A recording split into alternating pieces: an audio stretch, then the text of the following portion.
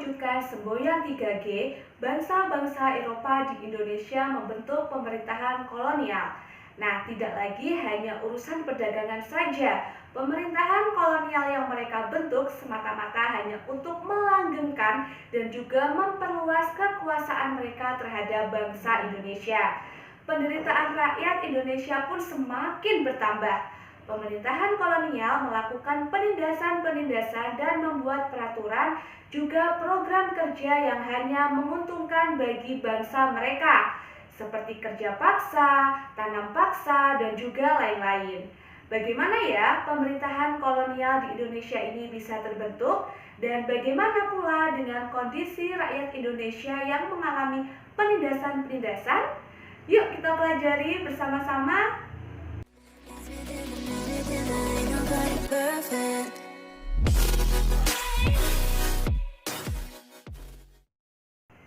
Halo anak-anak, Assalamualaikum warahmatullahi wabarakatuh. Selamat pagi dan salam sejahtera untuk kita semua. Bertemu lagi belajar bersama Bu Eka.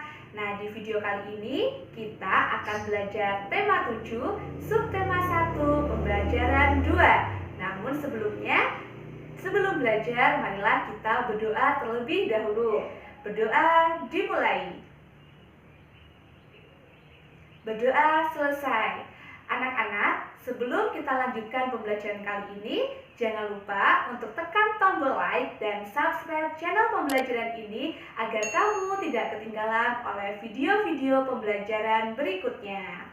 Anak-anak, pertama kita akan membahas tentang peristiwa-peristiwa pada masa pemerintahan kolonial Inggris dulu ya.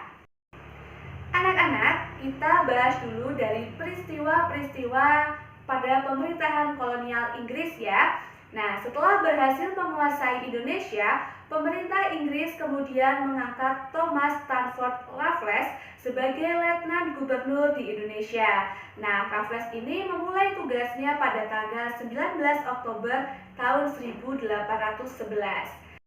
Nah, Raffles ini selama berkuasa di Indonesia menerapkan beberapa kebijakan. Yang pertama adalah kebijakan di bidang ilmu pengetahuan. Nah, yang pertama adalah mengundang ahli ilmu pengetahuan dari luar negeri untuk mengadakan berbagai penelitian ilmiah di Indonesia. Kemudian yang kedua adalah Raffles bersama Arnoldi berhasil menemukan bunga bangkai sebagai bunga raksasa dan terbesar di dunia.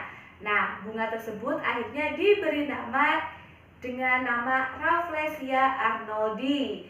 Kemudian yang ketiga, Raffles juga menulis buku yang berjudul History of Java. Nah, dan merintis pembangunan Kebun Raya Bogor.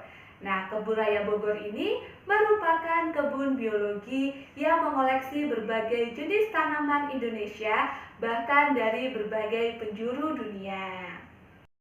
Anak-anak, Raffles juga menerapkan kebijakan di bidang ekonomi. Yang pertama adalah menghapus kontingenten penyerahan diganti dengan sistem sewa tanah atau land rente. Nah, kemudian yang kedua, semua tanah dianggap milik negara. Maka petani harus membayar pajak sebagai uang sewa. Padahal tanah tersebut adalah milik rakyat Indonesia.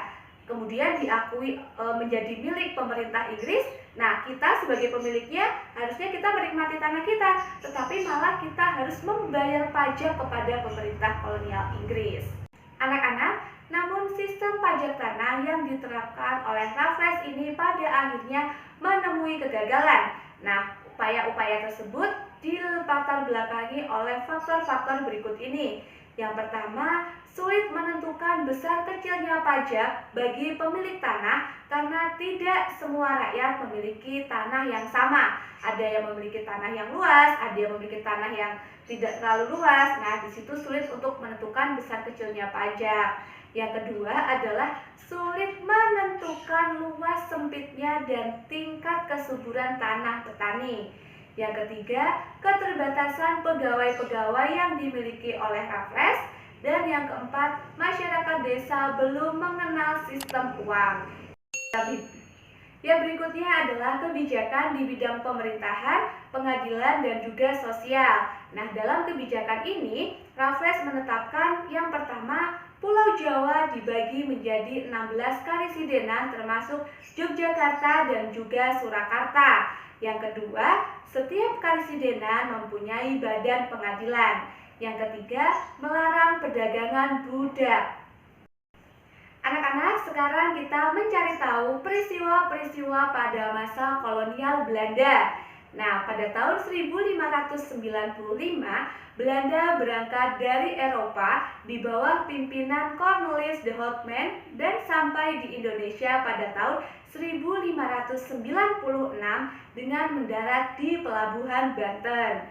Nah, sejak pelayaran de Houtman, banyak berdiri perusahaan-perusahaan dagang Belanda yang masing-masing memiliki kapal sendiri dan melakukan pelayaran ke Indonesia. Nah, kongsi-kongsi dagang Belanda ini disebut dengan VOC. Anak-anak, pedagang Belanda dengan didukung oleh pemerintahannya membentuk kongsi dagang yang bernama VOC pada tanggal 20 Maret 1602. Nah, tujuan VOC di Indonesia ini antara lain yang pertama adalah menguasai pelabuhan-pelabuhan penting, kemudian yang kedua menguasai kerajaan-kerajaan yang berada di Indonesia, yang ketiga adalah melaksanakan monopoli perdagangan rempah-rempah. Jadi, maunya Belanda ini perdagangan rempah-rempah ini dikuasai oleh satu pintu, yaitu oleh Belanda saja. Pengalihan kekuasaan VOC Kerajaan Belanda. Nah, memasuki akhir abad ke-18, kejayaan VOC mulai merosot. Nah, kemerosotan VOC ini dilandasi oleh dua faktor, yaitu faktor eksternal dan faktor internal.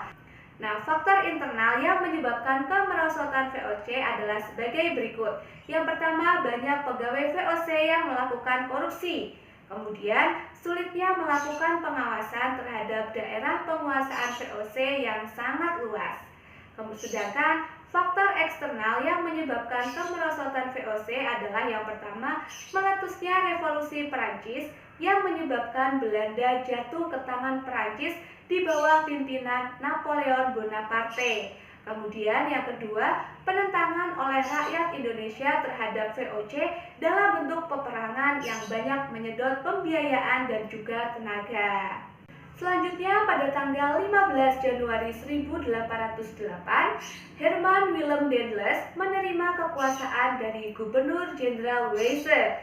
Nah, Daendels ini dibebani tugas untuk mempertahankan Pulau Jawa dari serangan Inggris karena Inggris telah menguasai daerah kekuasaan VOC di Sumatera, Ambon, dan juga di Banda.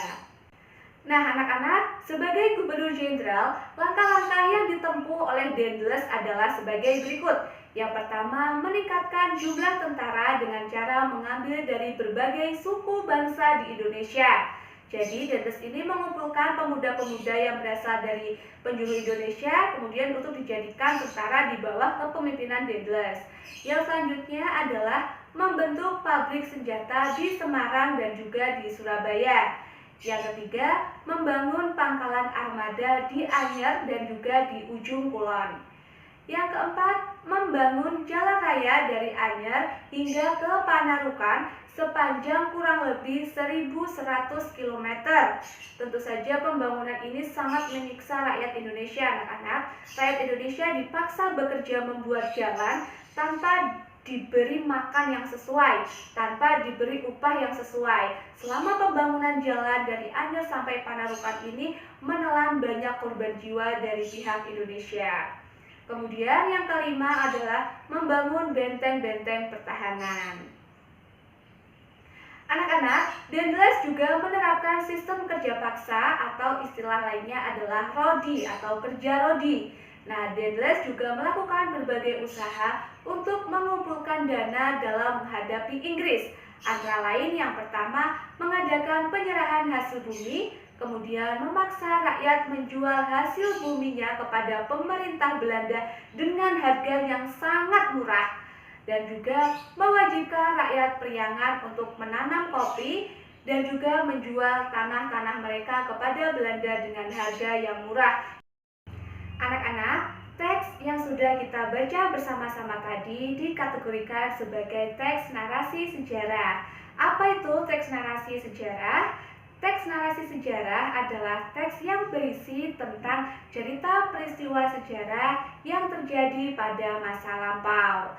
Nah, peristiwa sejarah tersebut disampaikan berdasarkan fakta yang terjadi dan disampaikan dalam bentuk narasi atau urutan cerita.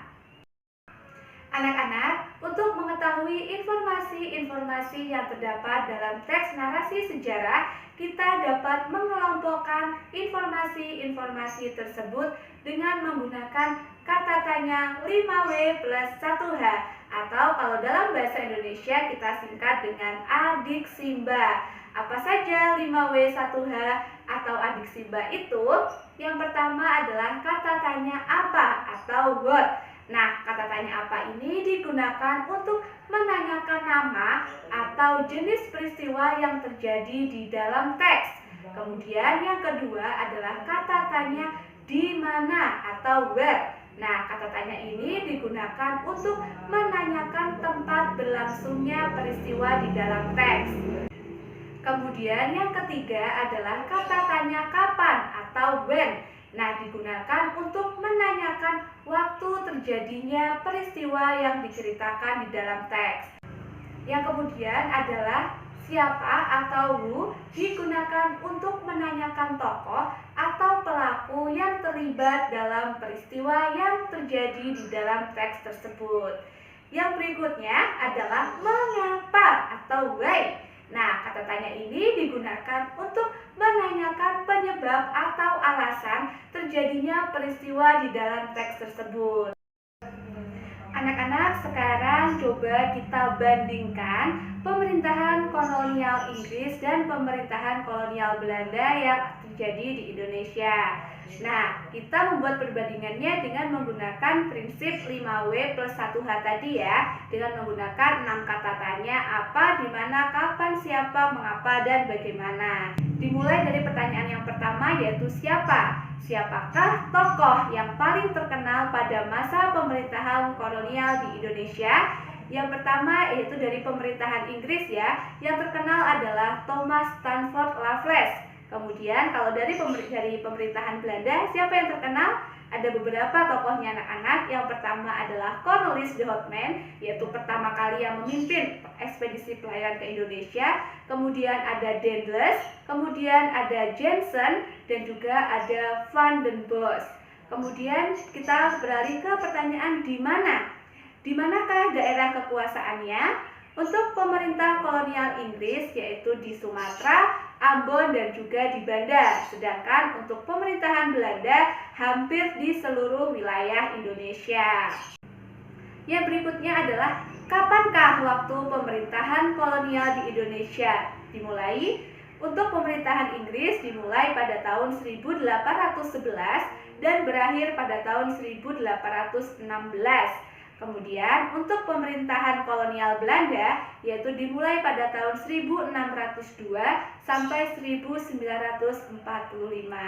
Coba dihitung berapa ratus tahun kita dijajah oleh Belanda, anak-anak?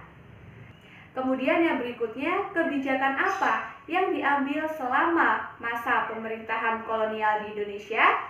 Untuk kebijakan yang Inggris, yang pertama adalah adanya sistem sewa tanah. Kemudian pembagian wilayah di Pulau Jawa menjadi 16 karisidenan. Kemudian diterapkannya kerja paksa yang dinamakan dengan kerja rodi. Kemudian kebijakan Belanda yaitu penyerahan hasil bumi, kemudian adanya tanam paksa, dan juga adanya pengesahan undang-undang agraria dan juga penerapan kerja paksa atau kerja rodi.